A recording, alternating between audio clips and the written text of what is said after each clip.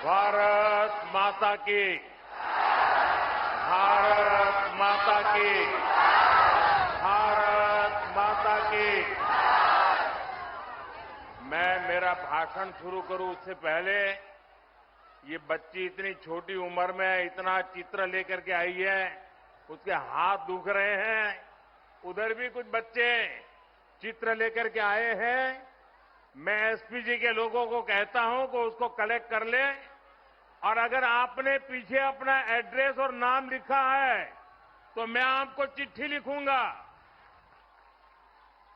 अगर आपने पीछे अपना नाम पता लिखा है तो मैं जरूर चिट्ठी लिखूंगा।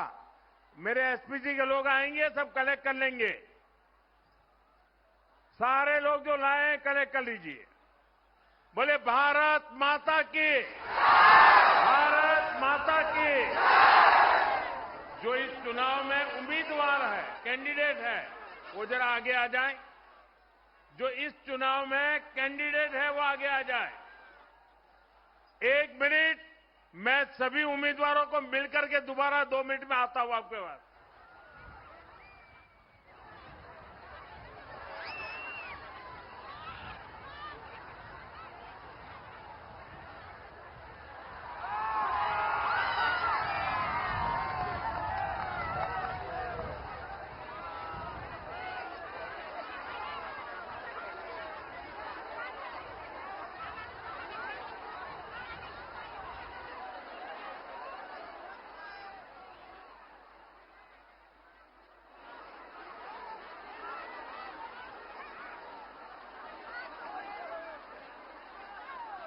নামনির রাইজলৈ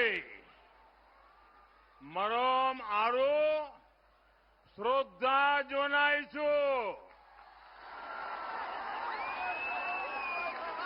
अप्रैल का ये महीना बोहाग बिहू के उत्सव का समय है। आप सभी उत्सव की तैयारी में जुटे हैं, लेकिन इस बार बोहाग बिहू के साथ साथ लोकतंत्र का भी उत्सव है, और मतदान में अब सिर्फ 2 दिन बाकी है। जो उत्साह मैं यहां देख रहा हूं, जो जोश में पूरे असम में देख रहा हूं, वो अद्भुत है, अभूतपूर्व है। और ये जो जनता जनार्दन दूर दूर वहां रोड पर भी खड़े रहने की जगह नहीं है। ये मैदान भर चुका है। मैं गुजरात में सालों तक काम किया है। अगर मुझे सुबह 10-11 बजे मीटिंग करनी हो तो मैं इतने लोग इकट्ठे नहीं कर पाता था। आपने तो रिकॉर्ड तोड़ दिया, रिकॉर्ड। मैं आपके उत्साह, ये उमंग और हमें आशीर्वाद देने के लिए आए हैं। मैं फिर से आपको प्रणाम करता हूं।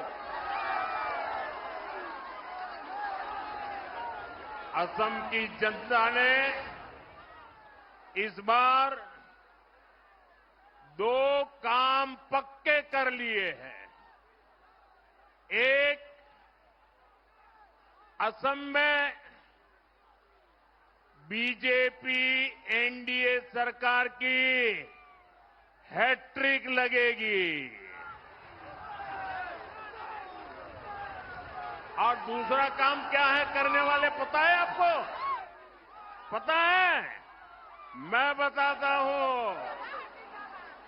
और दूसरा काम जो होने वाला है, कांग्रेस के शाही परिवार के जो नामदार है ना, जो दिल्ली में बैठे हैं, असम के चुनाव के नतीजे के बाद उनकी हार की सेंचुरी का रिकॉर्ड भी असम के लोग ही बनवाएंगे। तो बीजेपी की हैट्रिक और शाही परिवार के नामदार की पराजय की सेंचुरी आज बारपेटा का एक जनसैलाब एक ही घोषणा कर रहा है, आपको ये बार, आपको ये बार, आपको ये बार, आपको ये बार बीजेपी सरकार, आपको ये बार एनडीए सरकार। साथियों, आज भारतीय जनता पार्टी का स्थापना दिवस भी है। 6 अप्रैल आज भाजपा का स्थापना दिवस है। मैं देश और दुनिया में भाजपा परिवार से जुड़े सभी लोगों का, सभी कार्यकर्ताओं का अभिनंदन करता हूं, अपनी शुभकामनाएं देता हूं। राष्ट्र प्रथम के मंत्र के साथ हम सभी मां भारती की सेवा में जुटे हुए हैं।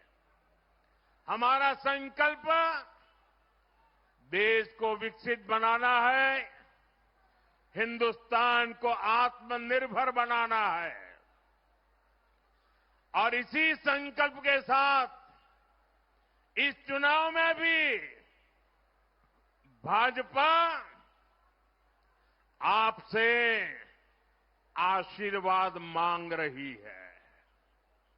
साथियों, कांग्रेस वो पार्टी है जो कभी दूरगामी सोच के साथ विकास के काम नहीं करती। कांग्रेस शॉर्ट टर्म काम करती है ताकि उसमें करप्शन कर सके। वहीं बीजेपी एक लंबे विजन के साथ काम करने वाली पार्टी है।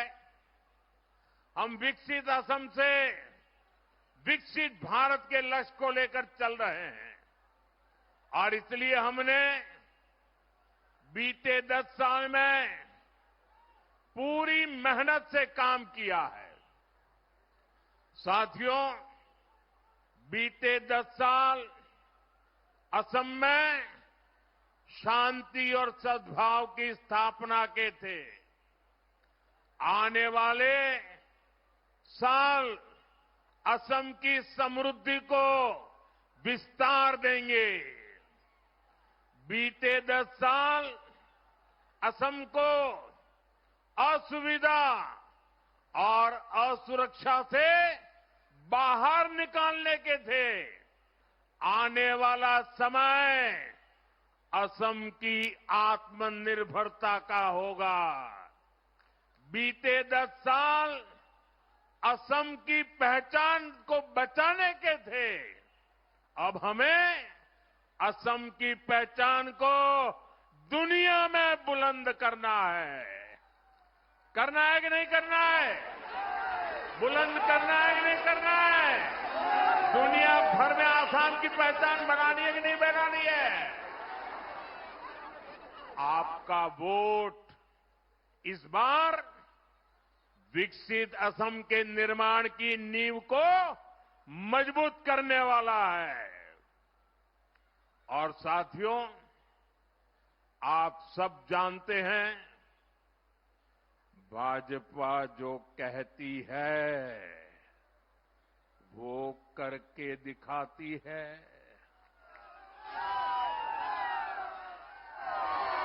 हम असम को उस बुलंदी की तरफ लेकर जा रहे हैं जिसके असम के लोग हकदार हैं। साथियों, यहां से मानस नेशनल पार्क ज्यादा दूर नहीं है। मां कामाख्या का आशीर्वाद इस पूरे क्षेत्र पर है।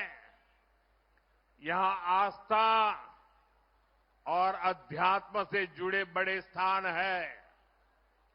असम में जैसे जैसे कनेक्टिविटी सशक्त हो रही है, यहां टूरिज्म का भी विस्तार होता जा रहा है और इसका फायदा पूरे असम को होगा। साथियों, असम का हमारा एक क्षेत्र खार भात के लिए जाना जाता है और मैं सभी धान किसानों को एक खुशखबरी देना चाहता हूं।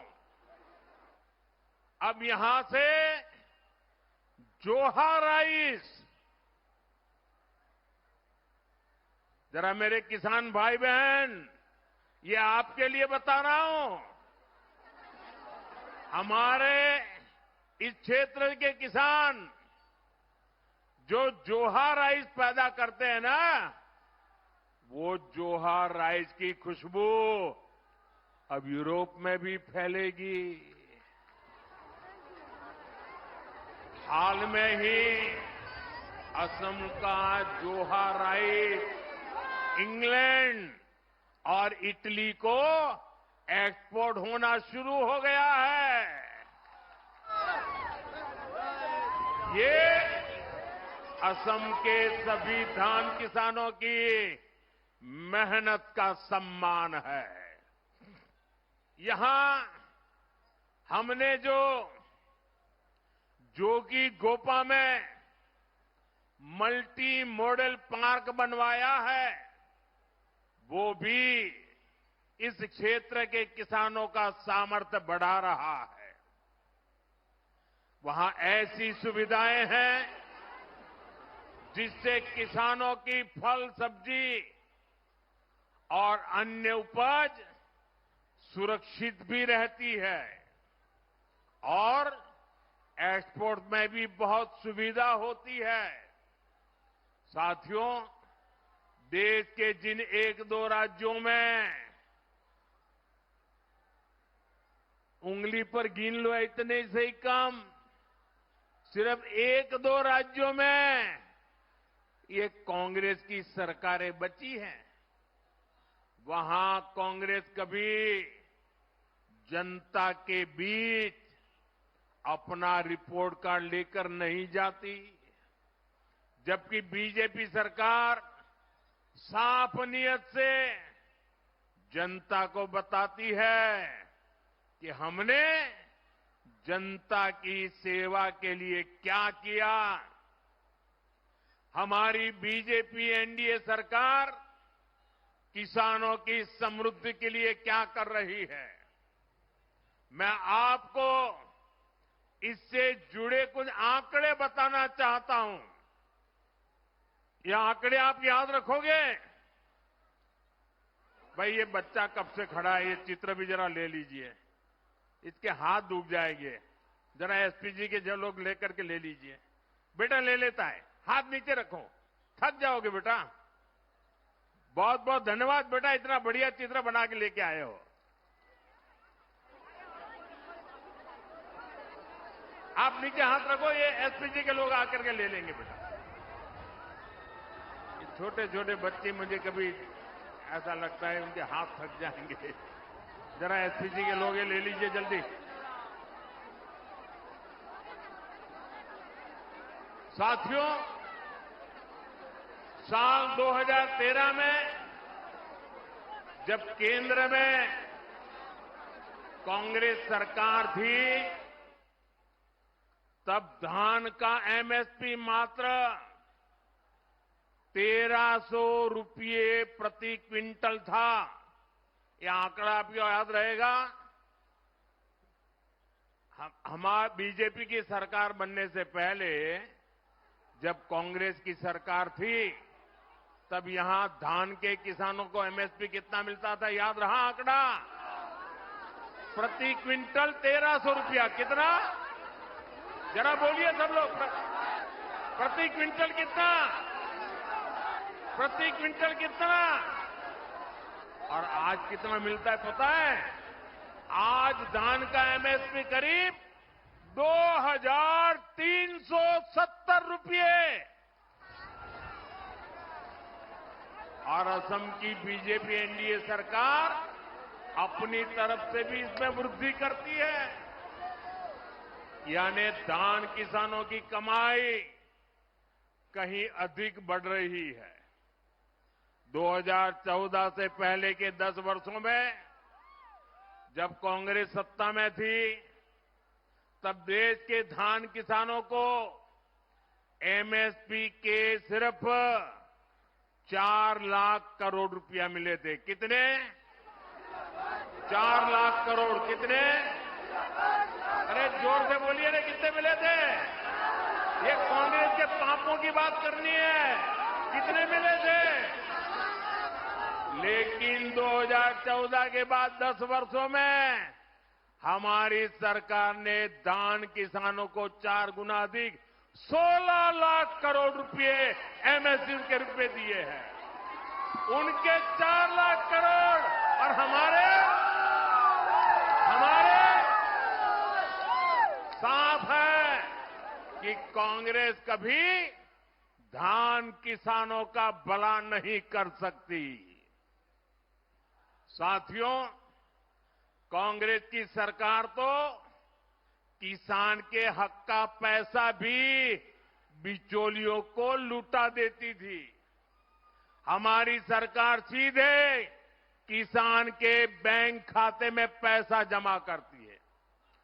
पीएम किसान सम्मान निधि से असम के किसानों को अब तक 7,500 करोड़ रुपए, उससे भी ज्यादा मिल चुके हैं। बीते सालों में इतने बड़े वैश्विक संकट आए, लेकिन हमने खाद की बढ़ी की कई हुई कीमतों का, जो फर्टिलाइजर का दुनिया भर में दाम बढ़ गया, लेकिन हमने भारत के किसानों को वो बोझ नहीं पड़ने दिया। दुनिया में यूरिया की जो बोरी 3,000 रुपये पहुंच गई, 3,000 रुपये एक बोरी का, लेकिन बीजेपी एनडीए सरकार ने उसे सिर्फ 300 रुपये में किसानों को दे दिया। किसान हित में ऐसे फैसलों की वजह से ही असम के किसानों की पहली पसंद बीजेपी है, एनडीए है। अहोमोर कृषक सकलर प्रथम पोषण बीजेपी एनडीए। साथियों, यहां बड़ी संख्या में हमारी माताएं बहनें आई है। मेरा सौभाग्य है कि मुझे देश की मातृशक्ति की सेवा का इतना अवसर देश ने दिया। बीजेपी एनडीए की डबल इंजन सरकार जहां भी है, वहां बहनों बेटियों का भरपूर आशीर्वाद हमें मिल रहा है। साथियों, पक्का घर हो, शौचालय हो, नल से जल हो, मुफ्त गैस कनेक्शन हो, ऐसी अनेक योजनाओं का सबसे अधिक लाभ मेरी माताओं बहनों को हुआ है। आज केंद्र सरकार की योजनाओं ने हमारी बहनों को कमाई के नए अवसर भी दिए हैं। लखपति दीदी अभियान से अभी तक 3 करोड़ बहनें लखपति दीदी बन चुकी है। 3 करोड़ बहनें लखपति दीदी। इनमें लाखों बहनें मेरे असम की भी है। यहां असम में अरुणोदय योजना से भी हर परिवार की बहनों को मदद मिल रही है। नारी शक्ति को लगातार सशक्त करना बीजेपी की बहुत बड़ी प्राथमिकता है। नारी हक देख हबल करा तो बीजेपी रेक दांगोर प्राथमिकता। साथियों, विकसित भारत बनाने के लिए विधानसभा में, संसद में महिलाओं की और बड़ी भूमिका हो, ये बहुत जरूरी है। इसलिए हमारी सरकार ने नारी शक्ति वंदन अधिनियम पारित किया था। इससे महिलाओं के लिए 33% आरक्षण तय हुआ है। देश की बहनों बेटियों ने पहले ही 40 साल से इसका इंतजार किया है। इसलिए अब जरूरी है कि 2029 के लोकसभा चुनाव से ही महिलाओं को ये हक मिले। आप मेरी माताएं बहनें भाइयों बताइए, 2029 के लोकसभा चुनाव में महिलाओं को आरक्षण मिलना चाहिए कि नहीं मिलना चाहिए? पार्लियामेंट में ज्यादा महिलाएं आनी चाहिए कि नहीं आनी चाहिए? देश का भाग्य निर्धारित करने में महिलाओं की ताकत बढ़नी चाहिए कि नहीं बढ़नी चाहिए?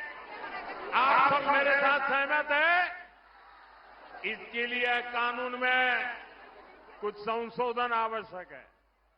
इसलिए 16 अप्रैल से सरकार ने संसद का एक विशेष सत्र बुलाया है। साथियों, हमने देश की सभी पार्टियों से इसको लेकर चर्चा की है। हमने सभी से कहा है कि आइए देश की बहनों बेटियों के हक से जुड़े इस काम को सर्वसम्मति से आगे बढ़ाएं। और हां, कुछ लोग इस नेक काम को लेकर भी भ्रम फैलाने का प्रयास कर रहे हैं। देश के सभी राज्यों को इससे फायदा ही होगा, किसी भी राज्य को इससे नुकसान नहीं होगा। नॉर्थ ईस्ट हो, साउथ इंडिया हो, जहां पॉपुलेशन को कंट्रोल किया गया है, उनका रिप्रेजेंटेशन बिल्कुल कम नहीं होगा। हम ऐसी व्यवस्था कर रहे हैं जिसमें महिलाओं के लिए अतिरिक्त सीटें मिले। अभी जितनी सीटें हैं उनमें और वृद्धि हो। इसलिए मैं असम की बहनों से भी विशेष रूप से कहूंगा, आप सभी राजनीतिक दलों के सभी नेताओं से कहिएगा कि इस कानून को सब मिलकर के पास करें। साथियों, विकसित असम के लिए, विकसित भारत के लिए हर क्षेत्र, हर वर्ग का विकसित होना बहुत जरूरी है। लेकिन कांग्रेस ने अपने 60-65 साल के राज में हमारे ट्राइबल परिवार, आदिवासियों के साथ सबसे बड़ा अन्याय किया है। सबसे ज्यादा गरीबी अगर कहीं थी तो आदिवासी क्षेत्रों में रही, और हिंसा की, बम बंदूक की सबसे बड़ी समस्या कहीं थी वो आदिवासी क्षेत्रों में रही। देश के ट्राइबल समाज को कांग्रेस ने सिर्फ यही सब कुछ दिया। साथियों, कुछ साल पहले तक नॉर्थ ईस्ट में ही हर वर्ष औसतन 1000 से अधिक लोग उग्रवाद के कारण मारे जाते थे। बोडो क्षेत्र में क्या क्या हुआ है, हमें कितने लोगों को खोना पड़ा है, कितनी पीढ़ियों के सपने कुचले गए हैं, ये तो आपने बहुत निकट से देखा भी है और भुगता भी है। सालों साथ एक खूनी खेल चलता रहा, क्योंकि कांग्रेस की राजनीति, कांग्रेस का करप्शन इसी से फलता फूलता था। कांग्रेस कागजों पर समझौता करती थी, कागजों को लिखा देना, और जमीन पर आदिवासी समाज को धोखा देती थी। इसलिए कांग्रेस के समझौते टूट जाते थे। बोडो समाज के साथ उन्होंने ऐसा ही किया था। साथियों, हमारी सरकार ने ट्राइबल क्षेत्रों में विकास पर फोकस किया है, स्थायी शांति पर फोकस किया है।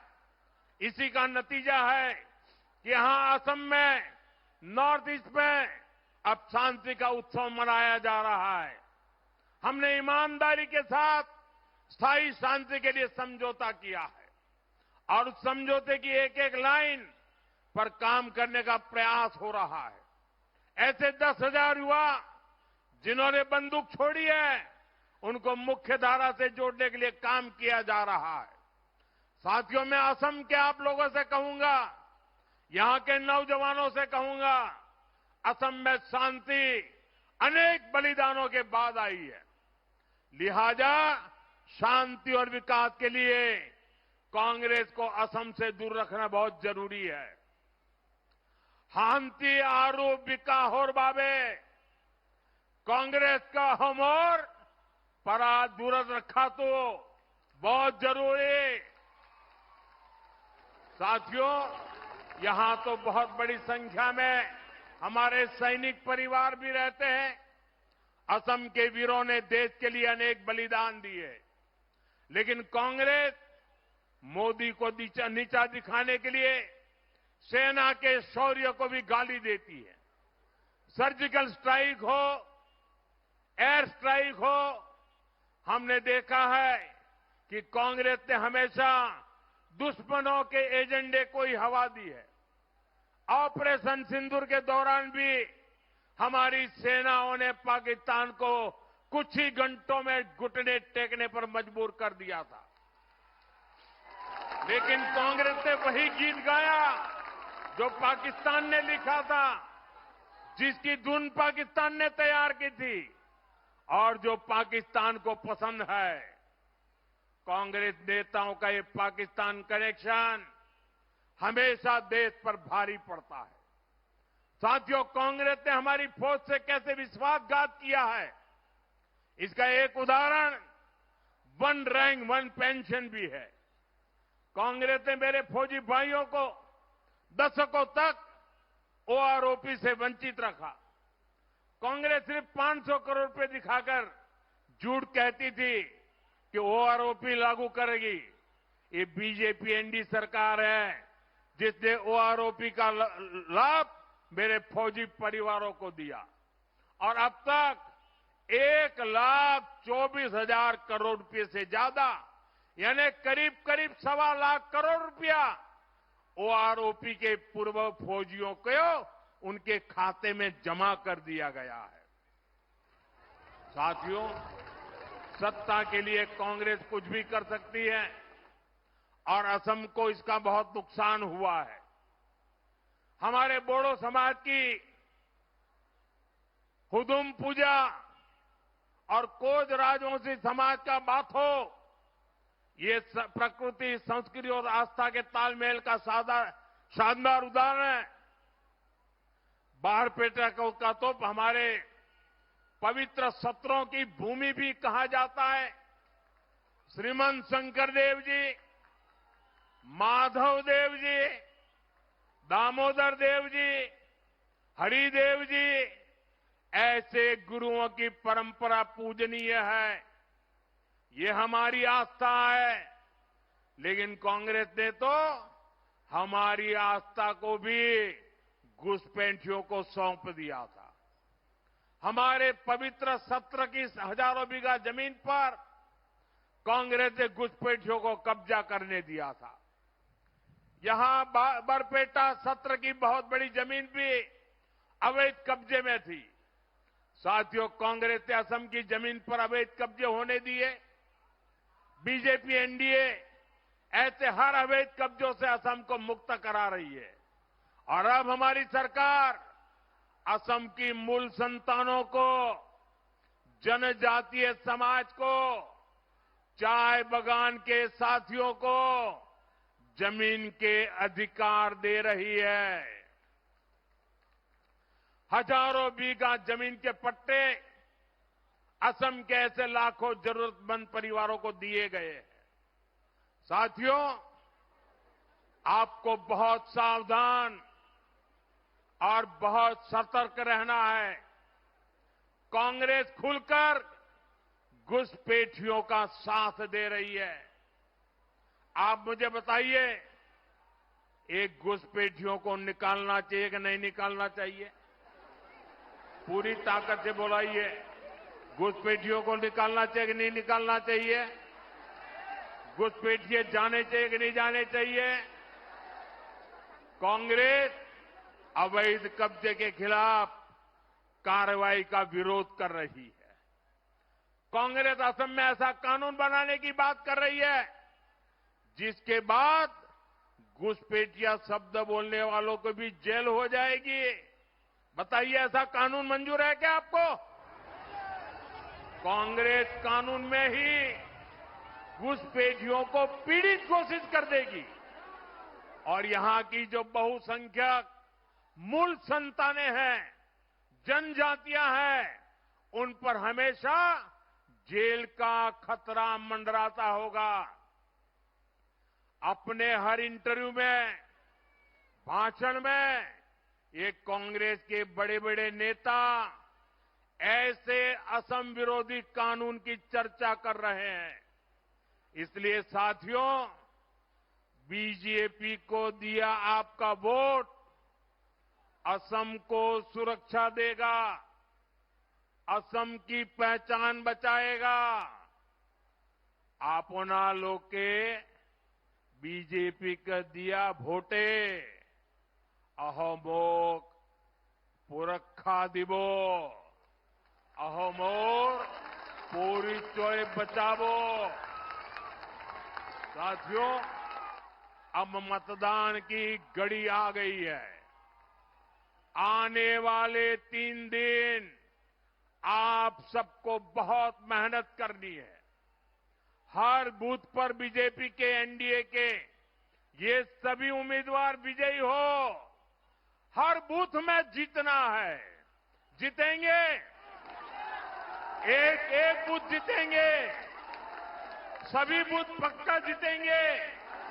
बूथ में मतदान बढ़ाएंगे, ज्यादा से ज्यादा लोग मतदान करें, ये सुनिश्चित करना है। अच्छा, मेरा एक काम करेंगे? ऐसे नहीं, जोर से बताओ तो बोलूं। मेरा एक काम करेंगे? देखिए, 3 दिन बचे हैं, घर घर जाके करेंगे, हर किसी को मिलकर के करेंगे। मैं आप पर भरोसा करूं? ये मोदी जी का पर्सनल काम है, करोगे? देखिए, घर घर जाना है और हर घर जाकर के कहना कि मोदी जी आए थे और मोदी जी ने आपके परिवार को बोहाग बिहू की शुभकामनाएं दी है। ये मेरी बात बता दोगे? मेरे प्रणाम बता दोगे? बहुत बहुत धन्यवाद। बोलिए भारत माता की, भारत माता की, भारत माता की। वंदे वंदे वंदे वंदे वंदे वंदे।